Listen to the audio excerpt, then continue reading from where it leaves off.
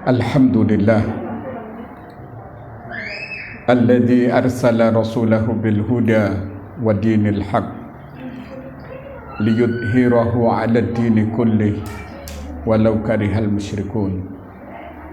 Segala puji milik Allah yang telah mengutus Rasulnya dengan membawa petunjuk dan agama yang benar untuk menampakkan di atas semua agama walaupun tidak disukai oleh orang-orang musyrik. Agama ini akan datang ke seluruh penjuru dunia, dari kutub utara ke kutub selatan, dari Sabang sampai Merauke. Bahkan di mana ada siang dan malam, maka agama itu masuk ke dalam. Asyhadu an la ilaha illallah wa asyhadu anna Muhammadan abduhu wa rasuluh. Aku bersaksi bahwasanya tidak ada Tuhan yang patut diibadai dengan benar kecuali Allah, dan bahwasanya Muhammad adalah hamba dan utusannya. Qala Allah Ta'ala fi kitabihil karim, Allah berfirman di dalam kitabnya yang mulia, Al-yawma akmaltu lakum dinakum wa atmamtu alaikum ni'mati wa raditu lakumul islam madina. Pada hari ini aku telah sempurnakan agama untukmu, aku cukupkan nikmat atasmu, dan aku ridho Islam sebagai agama. Karena itu Islam ini sudah sempurna, tidak perlu diotak-atik lagi, tidak perlu direvisi. Yang sebagian orang mengatakan, oh ini tidak sesuai dengan zaman, oh ini bertentangan dengan terkinian. Tidak, Islam ini fleksibel. Sejak diturunkan sampai nanti hari kiamat, Islam sesuai dengan fitrah dan keadaan zaman apapun. Amma ba'd, fa inna asdaqal hadis kitabullah wa inna afdalal hadyi hadyu Muhammad sallallahu alaihi wasallam wa sarral umur muhdatsatuha wa kullu muhdatsatin bid'ah wa kullu bid'atin dhalalah wa kullu dhalalatin finnar. Ayuhal ikhwah jamaah kajian yang dirahmati oleh Allah, sebelum kami lanjut kajian kitab Riyadhus Shalihin, kita sekarang berada di bulan Muharram. Ada apa dengan Muharram? Karena sebagian orang meyakini bulan Muharram itu bulan sial, bulan naas, bulan yang katanya banyak petaka. Terbukti kalau mereka punya gawe, apa itu kemantenan, apa itu sunatan, atau mungkin syukuran, mereka menunda. Wah, cok, bulan Muharram, bulannya bulan sial. Atau kadang mereka menggagalkan. Subhanallah. Padahal bulan Muharram itu bulannya Allah. Bulan, karena mulianya bulan Muharram ini, maka Nabi kita Muhammad sallallahu alaihi wasallam menganjurkan kepada kita umatnya untuk melaksanakan ibadah puasa.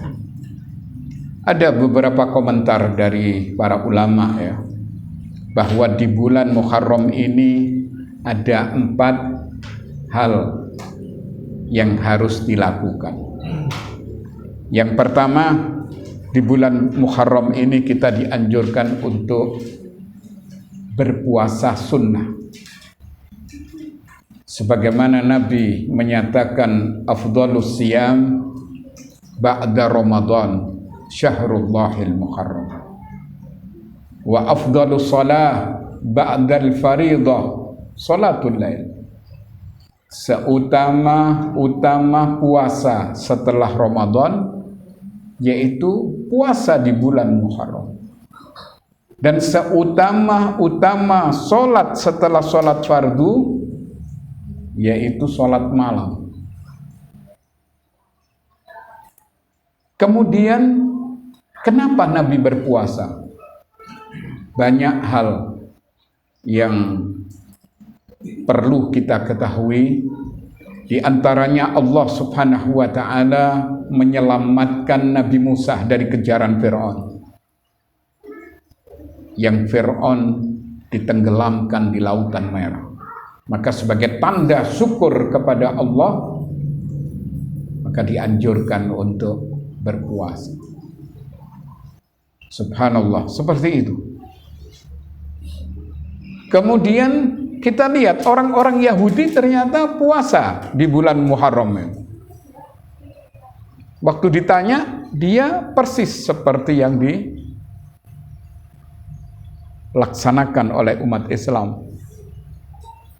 Akhirnya Nabi mengatakan, la in bakitu ila qabilin la asummanna tasik. Untuk menyelisihi orang-orang Yahudi ini, beliau menyatakan, seandainya tahun depan aku ini masih hidup, niscaya aku melakukan puasa pada hari ke-9. Jadi kesimpulannya ya, puasa yang disunnahkan ini ada dua, Pak. Yaumat Tasik, Yauma Asyura. Hari ke-9 dan hari ke-10. Tapi seandainya kita harus memilih, maka kita mencukupkan yang 10 Muharram. Karena tidak ada puasa yang paling utama setelah Ramadan kecuali 10 Muharram. Ini yang pertama. Kemudian yang kedua, sebagian ulama memasukkan di bulan Muharram ini keistimewaannya dianjurkan meluangkan nafkah kepada keluarga. Maka kita dianjurkan jangan terlalu medit ya kepada istri, kepada anak, kepada keluarga. Kenapa? Karena nafkah kepada keluarga ini jauh lebih besar ketimbang nafkah apapun. Sebagaimana Nabi menyatakan, dinarun anfaqtahu fi sabilillah wa dinarun anfaqtahu fi raqabah wa dinarun tasaddaqta bihi ala miskin wa dinarun anfaqtahu ala ahlika a'dhamuha ajran anfaqtahu ala ahlik. 1 dinar yang engkau gunakan untuk fisabilillah, untuk jihad, untuk memerdekakan budak, bahkan untuk menyantuni fakir miskin, dan 1 dinar yang engkau gunakan untuk kepentingan keluarga, pahalanya jauh lebih besar yang engkau gunakan untuk kepentingan keluarga. Maka kita dianjurkan meluangkan nafkah kepada keluarga. Walaupun hadis masalah meluangkan nafkah kepada keluarga ini masih diperselisihkan, tapi secara umum benar memang. Kemudian yang ketiga, yaitu untuk memperbarui tobat. Itu pun hadisnya masih diperselisihkan. Tapi yang jelas, kita ini wajib bertobat dari semua dosa. Karena tidak ada manusia yang tidak terseret kepada perbuatan maksiat. Siapapun orangnya, apapun status sosialnya, pasti dia pernah melakukan dosa. Karena Nabi pernah mengumumkan ya, kullu bani Adam khata' wa khairu khata'ina at-tawwabin. Setiap anak Adam pasti pernah melakukan dosa. Tapi sebaik-baik perbuatan dosa yang cepat ditobati. Maka kita dianjurkan untuk memperbarui tobat. Lebih-lebih kita dianjurkan beristighfar di akhir malam, di penghujung malam ketika sahur. Wabil asharihum yastaghfirun. Dan di akhir malam hendaklah mereka membiasakan beristighfar, memohon ampun kepada Allah. Sebetulnya ya, walaupun hadis ini masih diperselisihkan, kita wajib untuk bertobat dari semua dosa. Bahkan barang siapa yang bertobat seperti orang itu tidak melakukan dosa, maka Nabi kita Muhammad sallallahu alaihi wasallam memanggil kita manusia, ya ayyuhan nas tubu ilallah wastaghfiruhu fa inni atubu fil yaum mi'ata marrah. Wahai manusia, tobatlah kamu kepada Allah, perbanyak istighfar, karena aku beristighfar setiap hari 100 kali. Nabi 100 kali. Kalau kita mungkin 1 juta kali sih pantas, Pak. Tapi ternyata kita ini beristighfar kalau merasa dosa, kalau merasa melakukan kemaksiatan. Sebetulnya maksiat yang kita lakukan ini banyak, Pak. Ada maksiat mata, ada maksiat telinga, ada maksiat hati. Ini paling berat. Hadirin yang dirahmati oleh Allah. Kemudian yang keempat, di bulan Muharram ini kita dianjurkan untuk banyak bersedekah. Itu pun hadisnya masih diperselisihkan. Tapi secara umum benar. Coba jangan mainan itu. Ya. Masih diperselisihkan. Walaupun diperselisihkan hadis-hadis tentang Muharram ini, kecuali puasa ya. Kalau puasa ini hadisnya sahih dan memang itu tekanan Nabi. Tapi para ulama meneliti, mencari, termasuk di dalamnya mereka dianjurkan untuk banyak bersedekah di bulan Muharram, karena bulannya Allah ini bulan yang mulia.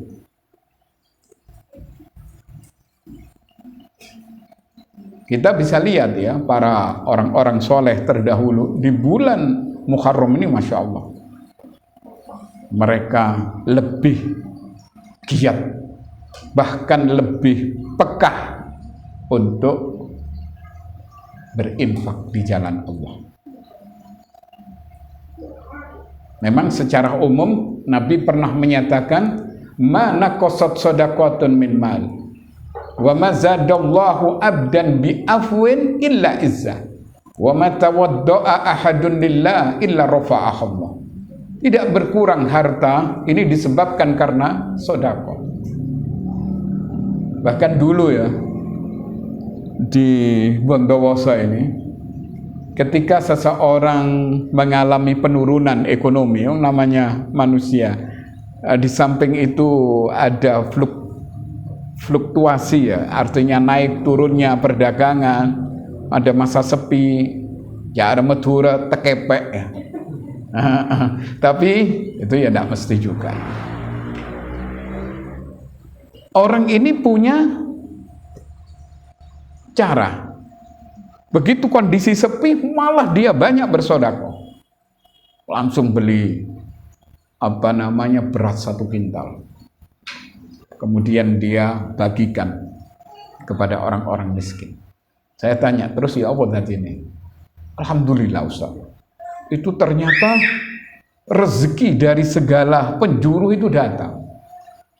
Dan yang tadinya sulit untuk laku, misalnya barangnya, tiba-tiba gampang untuk laku. Subhanallah. Ini sesuai dengan satu hadis, ma naqasat shadaqatun min mal. Tidak berkurang harta disebabkan karena sedekah. Secara kasat mata memang berkurang ya. Kita punya uang 1 juta, 100.000 kita berikan fakir miskin. Kurang enggak? Kurang. Tapi uang yang sebenarnya ya 100.000 ini. Bahkan itu yang dilipat gandakan adza'afan katsira. berlipat-lipat. Kemudian Nabi menyatakan, dan tidaklah seorang itu suka memaafkan kesalahan orang lain illa izzah, kecuali Allah akan memberikan kemuliaan.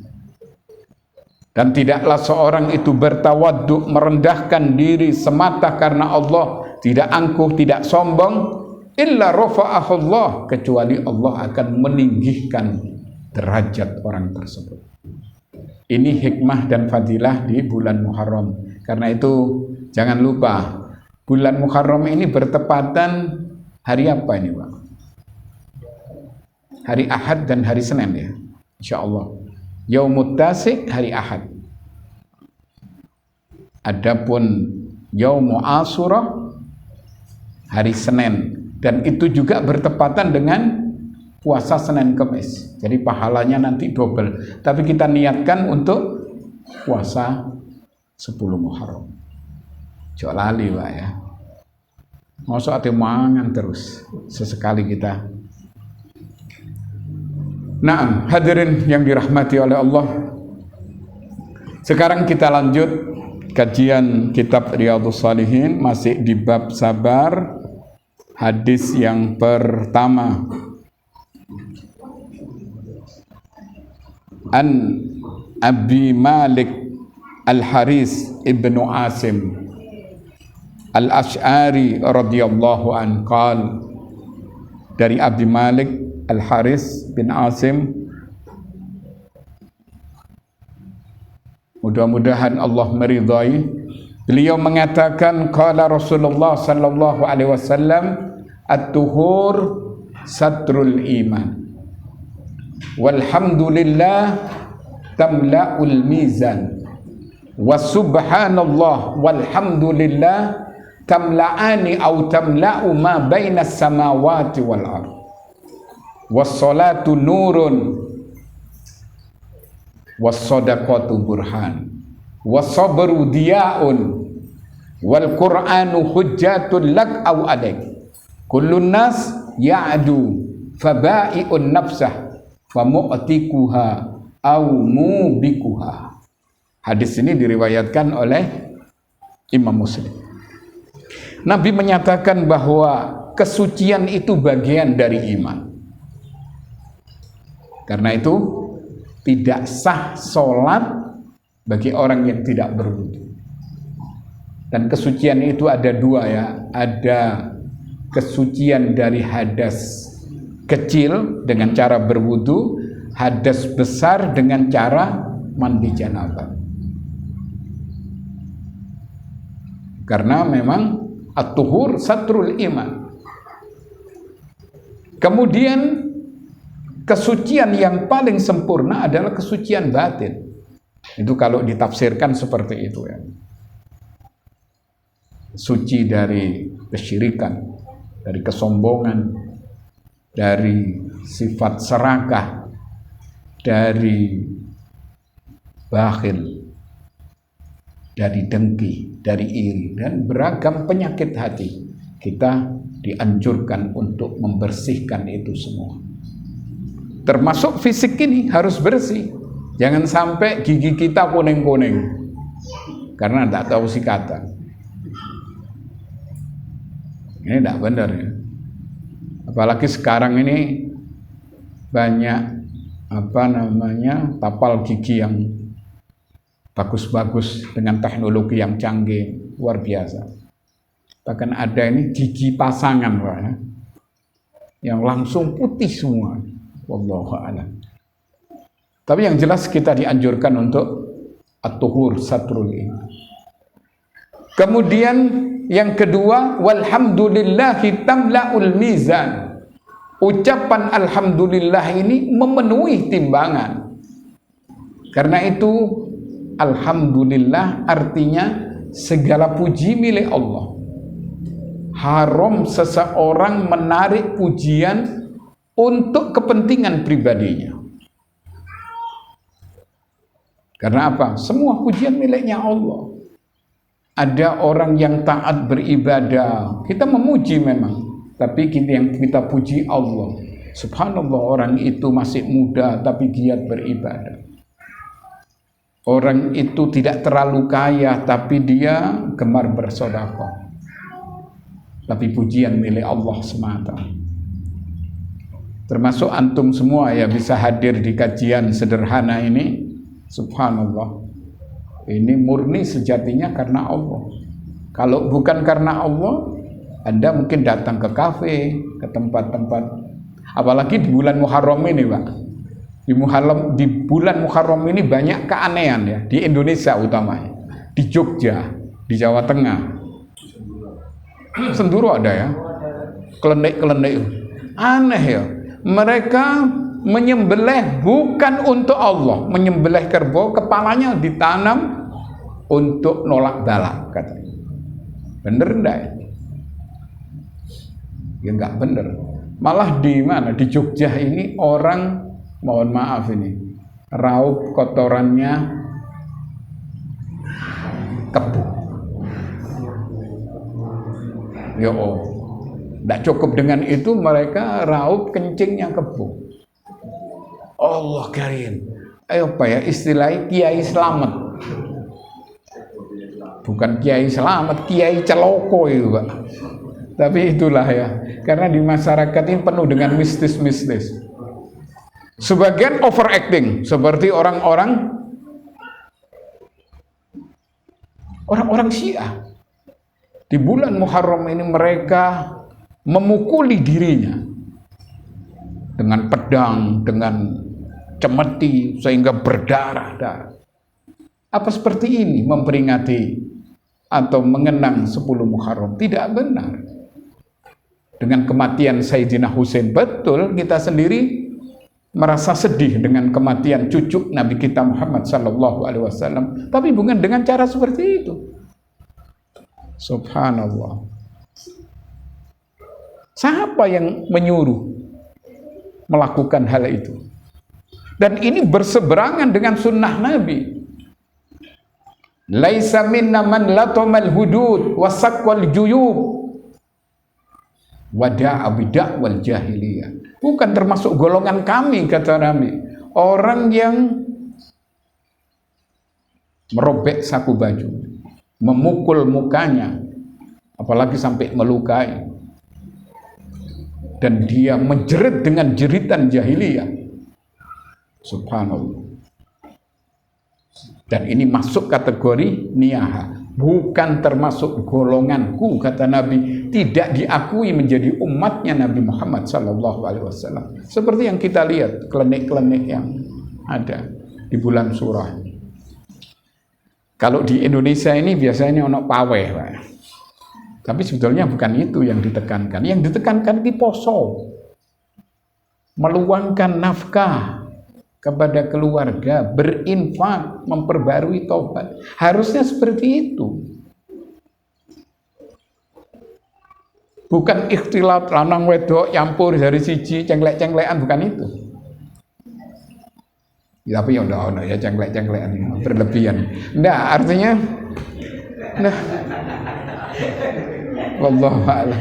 Nggak, artinya nggak karu-karuan, kan nggak bener.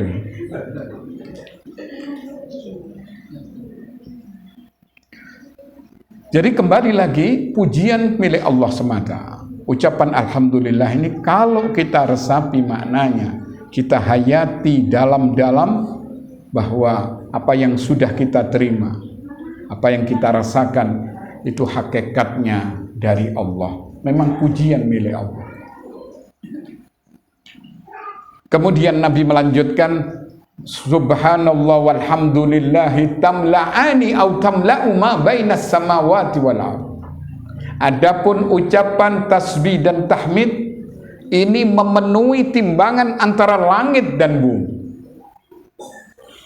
Ini seharusnya yang kita baca dalam keseharian. Seperti Rasulullah sallallahu alaihi wasallam menganjurkan kita agar membaca tasbih dan tahmid.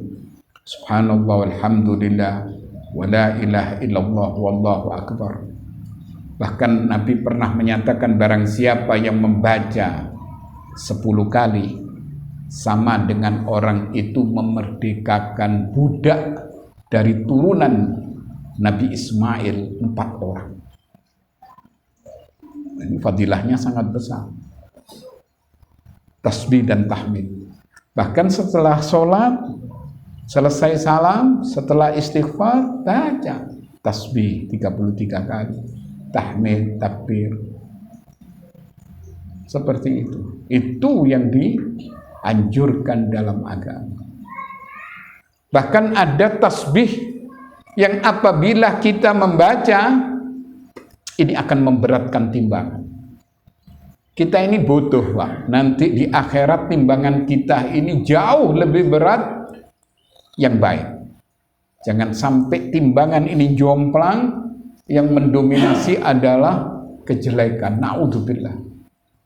Karena di situ ada ancaman, fa amma man thaqulat mawazinuh fahuwa fi 'aisyatir radiyah wa amma man khaffat mawazinuh fa ummuhu hawiyah. Adapun orang yang berat timbangan kebaikannya, dia berada di dalam kehidupan yang diridhoi. Ringan timbangan kebaikannya, fa ummuhu hawiyah, tempat kembalinya adalah api neraka hawiyah.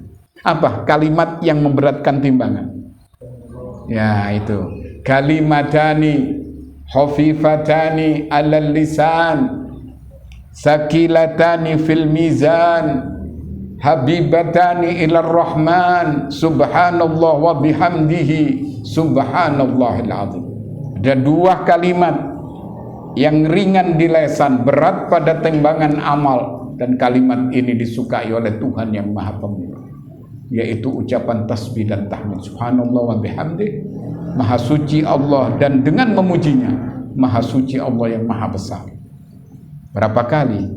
Bisa 10 kali, bisa 100 kali, bahkan bisa 1000 kali. Bahkan ada orang yang membiasakan kalimat-kalimat ini, karena ini yang akan memberatkan timbangan besok di hari kiamat. Kemudian lanjutan hadis ini, Nabi menyatakan wassalatu nurun. Salat itu merupakan nur, cahaya. Ya tergantung. Kalau kita 5 waktu bagi laki-laki di masjid, ini cahayanya akan tampak terang. Apalagi kita iringi dengan sholat rawatib yang mengiringi sholat wajib, 10 rakaat, 12 rakaat, ya. Itu Nabi menyatakan banallahu baitan fil jannah, Allah akan membangunkan rumah di surga. Apalagi kita tambah dengan sholat malam, wah tambah sempurna sudah. Karena sholat ini merupakan cahaya. Karena itu beragam nanti di akhirat manusia ini, ada yang cahayanya bagaikan bulan purnama. Jadi ketika melewati sirat tidak terlalu sulit karena kelihatan. Dan seorang berjalan dengan cahaya masing-masing. Ada orang yang cahayanya seperti lampu merkuri, ada yang seperti lampu halogen, lumayan, ada yang seperti strongking, ada yang seperti oblik. Ya mungkin ini kadang sholat, kadang tidak jelas. Bahkan ada orang yang tidak ada cahaya sama sekali, dan itu merupakan kerugian yang paling nyata. Karena itu Nabi menyatakan as-sholatu nurun, sholat itu merupakan cahaya.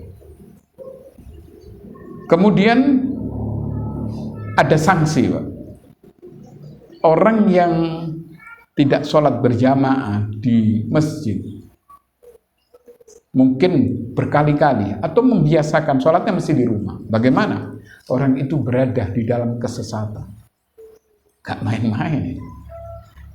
Karena itu aneh ya, orang bangun masjid di masa ini dengan cari dana di setra, di jalan-jalan. Setelah jadi, mari wes, takmiri dalam masjid. Kalau ke masjid yang sesekali saja. Terus bagaimana? Masjidnya mewah.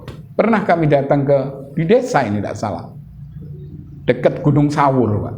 Saya tidak tahu persis ya. Waktu itu almarhum Bapak Kiai Abdi Manaf, beberapa para ustadz termasuk saya diikutkan, masih muda.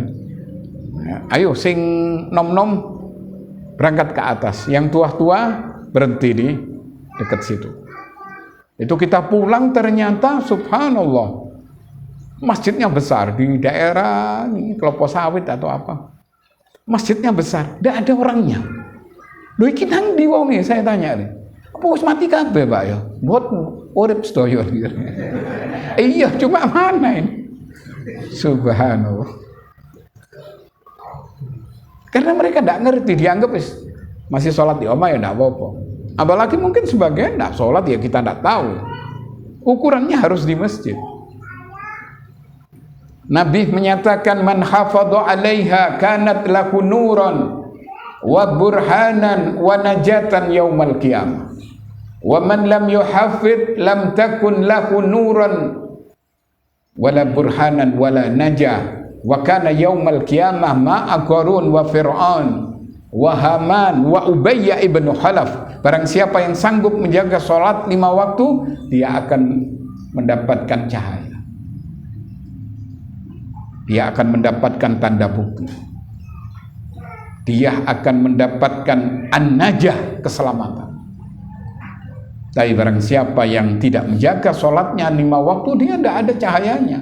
Kalau toh ada cahaya saublik, kita kira berjalan berapa meter mati, guys. Nah, angin mati. Terus kalau mati kemana? Masuk neraka. Nggak mungkin mati kok glondotan. Oh, itu glondotan ndak ono. Iki duduk pedes iki ya. Glondotan ndak iso. Menungso iki. Kemudian dia tidak ada cahaya, tidak ada tanda bukti, dan tidak ada stempel keselamatan. Nanti di akhirat akan dikumpulkan dengan Qarun, Fir'aun, Haman, dedengkot kafir.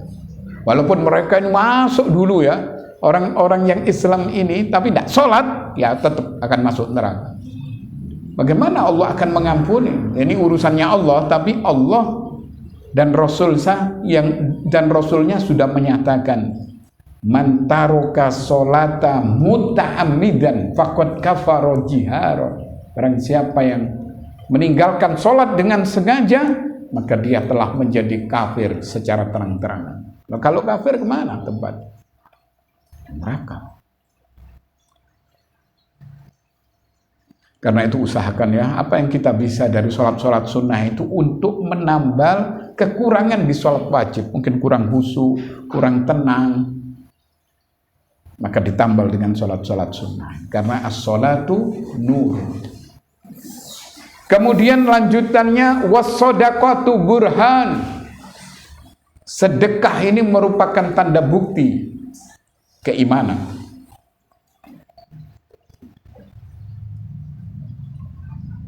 Kita lihat para sahabat yang dijamin surga ini. Coba, apakah di antara mereka ini ada yang bakhil? Tidak ada. Semuanya ini loman, semuanya dermawan. Kita lihat yang suka bersedekah di antaranya Sayyidina Abu Bakar Siddiq. Ada Umar, ada Abdurrahman bin Auf.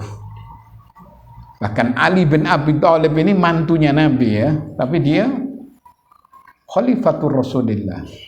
Tidak punya uang sebanyak Utsman bin Affan, tapi dia habis ngoli sedekah. Fakat, Pak.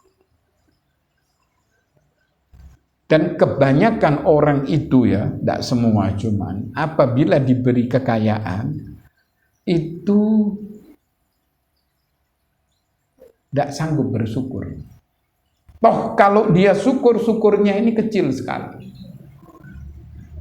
Tapi kalau diberi kemiskinan itu kadang-kadang lebih semangat ya. langsung mendekat kepada Allah. Itu umumnya. Nah, karena itu saya tanya kalian jenengan, milih mana? Jadi orang kaya bersyukur atau orang miskin bersabar?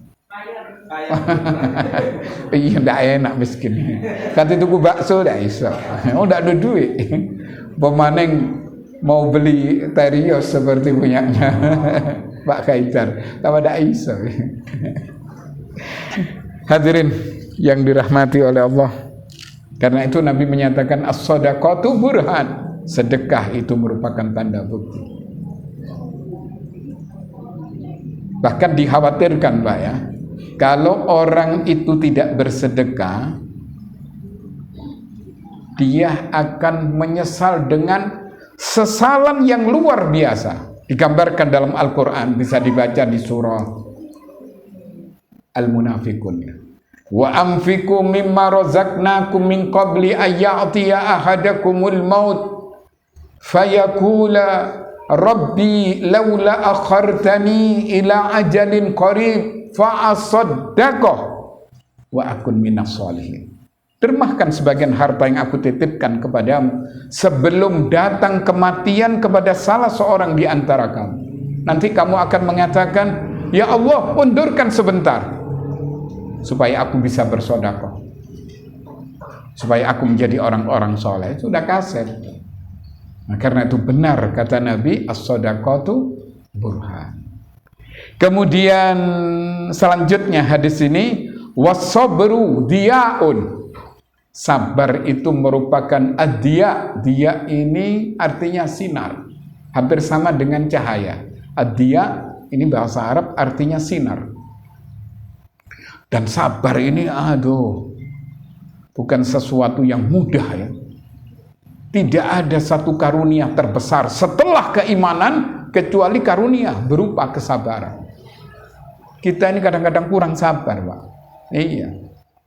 Apalagi di tengah jalan ya, wong nyalip mecok-mecok gini. Itu kadang-kadang kita ngelus dada ya. Kalau enggak nanti yang keluar jaran dipencoki. Loh iya, enggak keroso ya. Karena itu perlu kesabaran. Seperti tadi, tiba-tiba ada, saya ini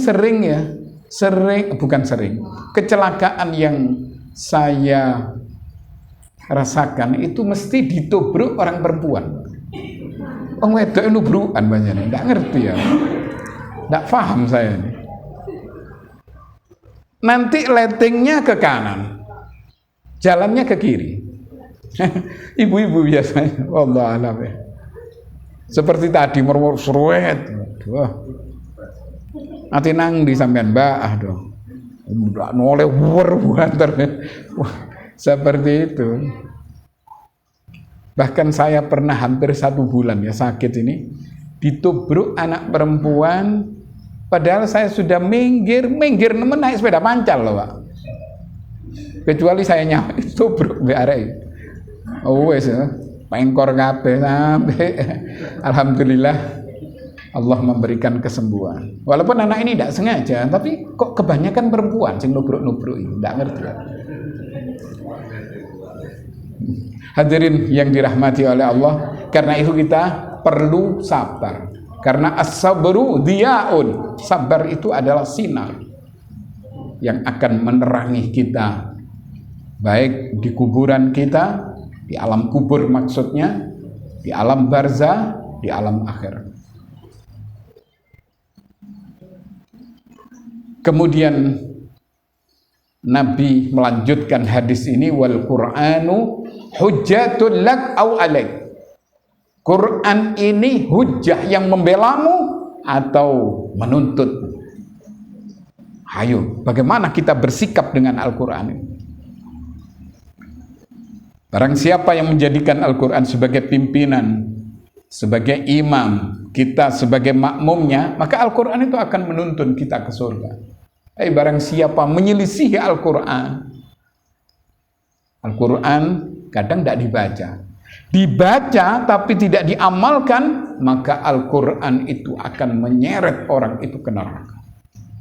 Sebagaimana Nabi menyatakan, Al-Qur'anu syafi' musaffa' wa mahilun musaddaq, faman ja'alahu imamahu qadahu ilal jannah wa man ja'alahu khalfahu saqahu ilal.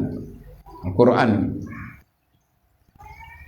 akan memberikan syafaat dan akan diterima syafaat seseorang. Karena itu barang siapa yang menjadikan Al-Quran sebagai pimpinan, Al-Quran itu akan menuntun kita ke surga. Barang siapa yang menjadikan Al-Quran di belakang punggung kita, maka Al-Quran itu akan menyeret orang itu ke neraka. Al-Quran itu ujungnya ada di tangan Allah, Pak, yang dihulurkan kepada manusia sedunia ini. Bagaimana dia bersikap? Karena itu Al-Quran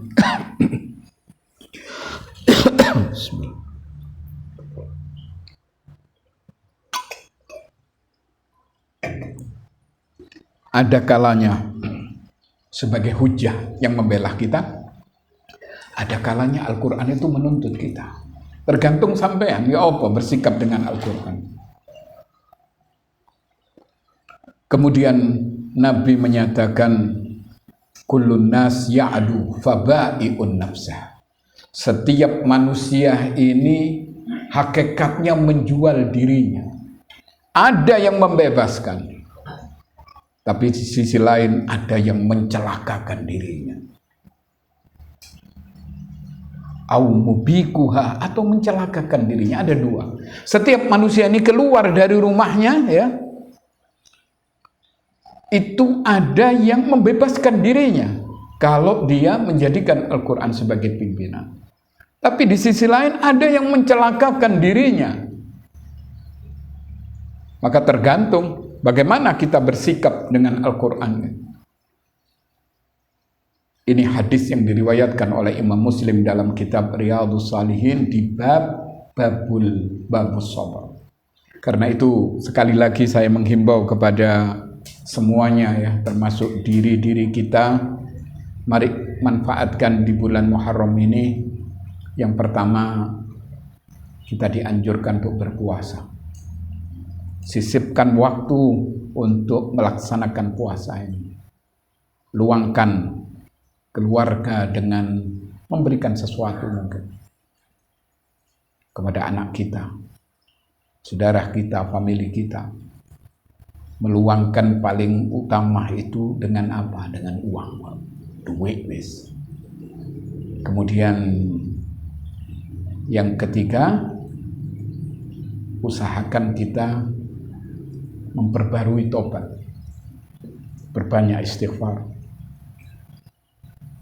Dan yang keempat adalah membiasakan berinfak, terutama di bulan Muharram. Saya kira ini saja yang perlu kami sampaikan. Sengaja kami tidak menutup dengan salam. Mungkin ada yang perlu ditanyakan oleh bapak-bapak, mbak-mbak, ibu-ibu, silakan.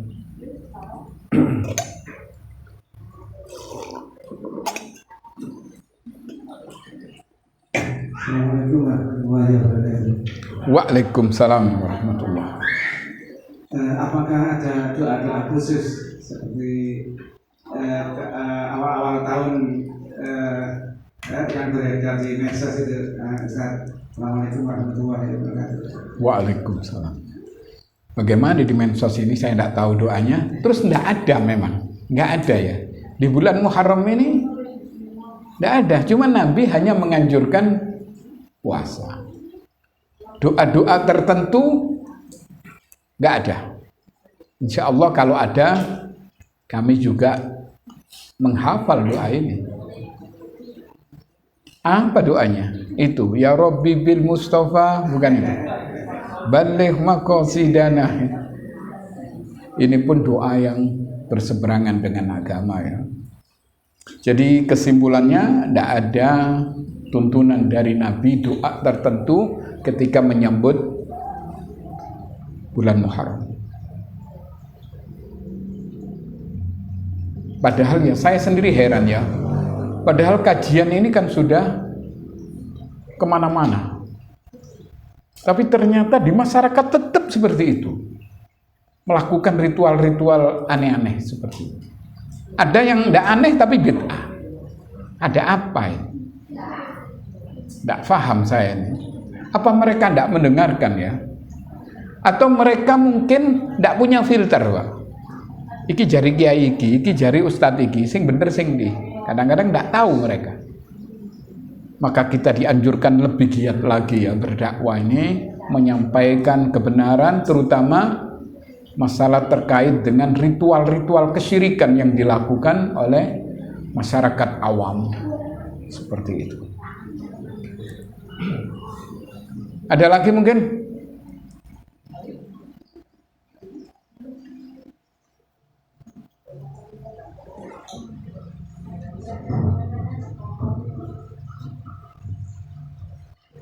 Assalamualaikum Pak Ustaz. Waalaikumsalam. Apakah barian di bulan Agustus itu juga termasuk kesyirikan atau bukan? Barian, bukan bariah ya. Barian. Ini kebanyakan mereka melakukan barian. Barian ini pernah kami tanya, iki opo Pak? Iki syukuran katanya. Apakah termasuk kesyirikan? Tidak ya. Cuman kok tidak tepat gitu. Arahnya saja tidak tepat Pak. Anunya betul. Kita mensyukuri nikmat Allah atas kemerdekaan ini. Iya. Wajib malah untuk bersyukur kepada Allah. Tapi kaifiannya, tata caranya tidak seperti itu. Itu ya apa itu? Barian itu kalau tidak salah ya, di kampung kami itu mengumpulkan makanan semuanya. Terus Biasanya baca tahlil ya. oh, baca tahlil itu.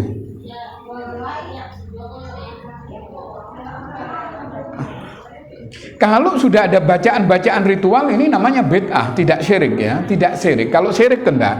Tapi kalau bid'ah iya. Siapa yang menuntun syukuran dengan cara situ?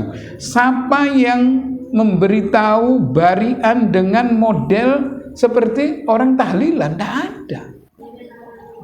Tidak benar, tapi ini tidak syirik ya. Ini masuk kategori bid'ah. Tidak benar.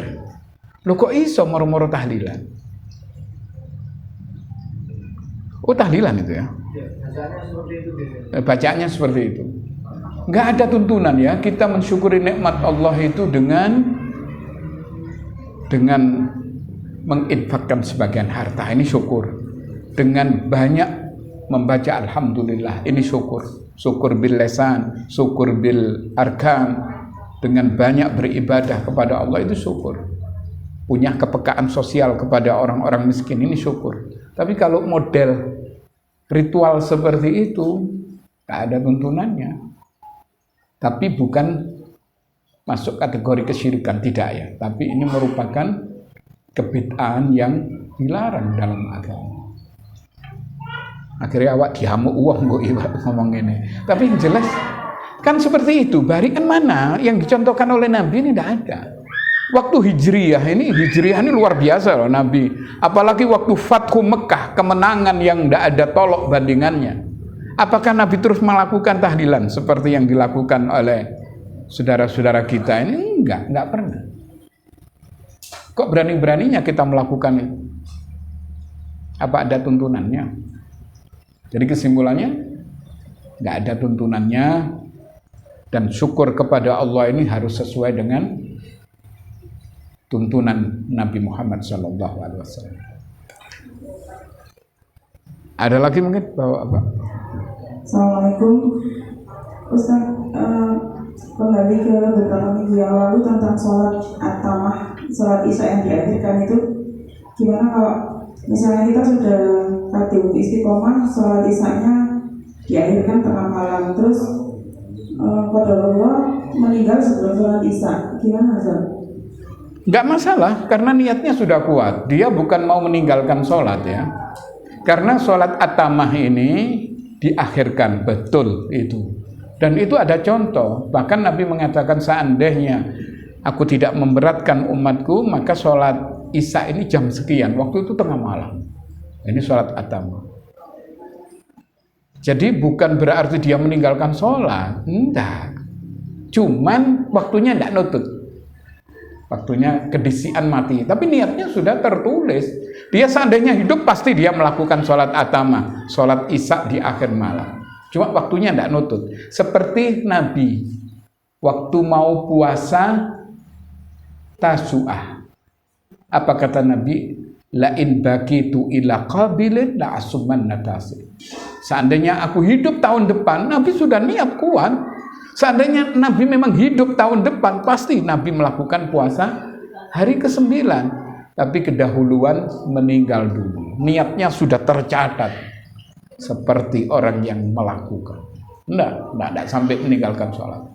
Karena memang sudah terbiasa seperti itu. Jangankan itu ya, misalnya kita ini biasa sholat tepat waktu. Namanya manusia, sekali waktu molor, karena mungkin ketiduran. Mari turu, durung sholat, mati misalnya. Tak apa-apa, kita sudah tercatat itu, kebiasaan-kebiasaan kita. Innamal a'malu bil khawatim. Sesungguhnya amal itu tergantung di penutupnya. Akhirnya apa? Niatnya apa? Kan gitu. Kalau niatnya mau sholat tapi mati dhisik, ya sudah. Mau tahajud misalnya, orang itu memang istiqomah melakukan tahajud, tapi marisa mati. Ya sudah, catat itu, ada tulisannya, dia sudah melakukan tahajud. Gitu.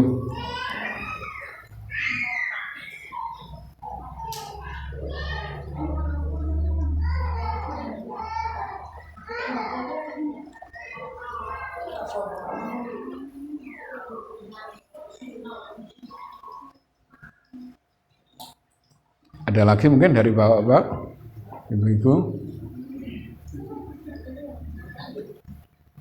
Mungkin Mbak, satu lagi?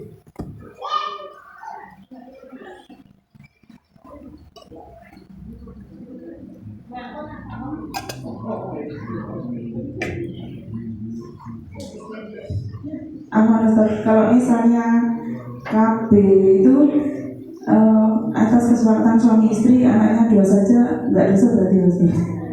Kan suami itu 2 saja gitu. Gimana Ustaz? Iya, artinya enggak tepat ya. Bahkan Nabi menyatakan tazawwajul wadudal walud fa inni mukatsirun bikul mu'mam yaumal qiyamah. Hendaklah kamu menikah kepada wanita-wanita yang senang banyak anaknya. Jangan kawin sama wanita mandul, wanita yang akeh anake. Kira anake sampean 50 misalnya.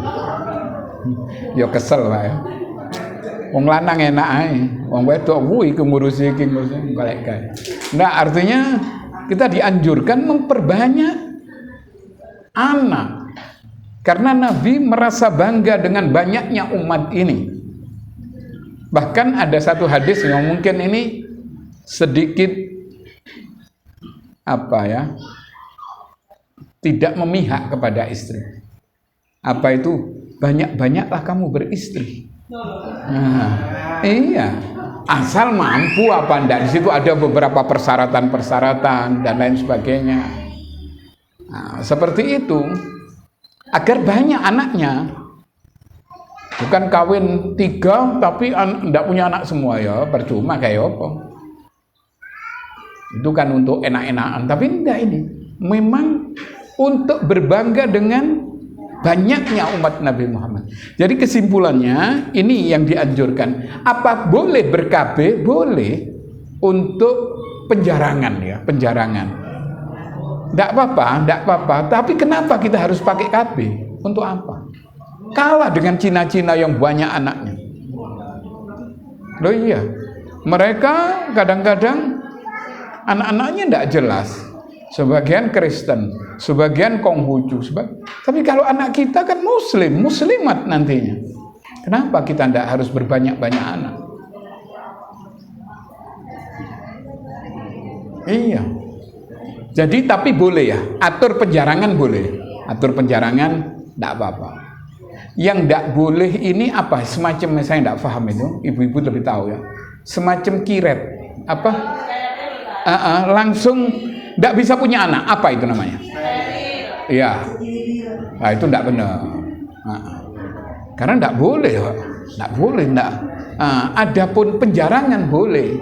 Sistem suntik, sistem apa, nanti kira-kira anak rada gede punya anak lagi, tidak apa-apa, tidak masalah ya. Tapi kenapa kita tidak senang punya anak banyak? Enak loh. Iya, enaknya apa? Nanti kalau kita sudah tua itu enak, atirono, anak-anak rebutan dikini ibu, ambil aku. Kayak saya ini punya anak cuma 4 ya. Tapi istri masih 1 ini. Enggak, anak 4 subhanallah. Itu ternyata akhirnya kemanten baruan lagi. Kenapa? Sudah misalnya saya punya anak 10 lumayan. Nah, mungkin ada yang masih bersama kita. Ini enggak, wis gede-gede. Berangkat sana, berangkat sini, semua akhirnya kita sendirian. Balik lagi. Akhirnya yang gupuk istri, ayo wis nang Madura, ayo nang kene. Ya sudah. Ayo nang Malang, ayo nang. Jadi kesimpulannya, pembatasan untuk penjarangan tidak apa-apa dalam Islam. Tapi alangkah lebih baiknya kalau mereka punya anak yang banyak. Bayangkan misalnya kita punya anak 10, yang 2 puk-pukan wis, tidak jelas ya misalnya. Tapi di situ ada yang 8 yang mendoakan kita. Lebih beruntung. Iki anak wis loro. Tak karuan kabeh misalnya. Apa yang bisa diharapkan? Nah, iso. Begitu saya kira. Insyaallah cukup.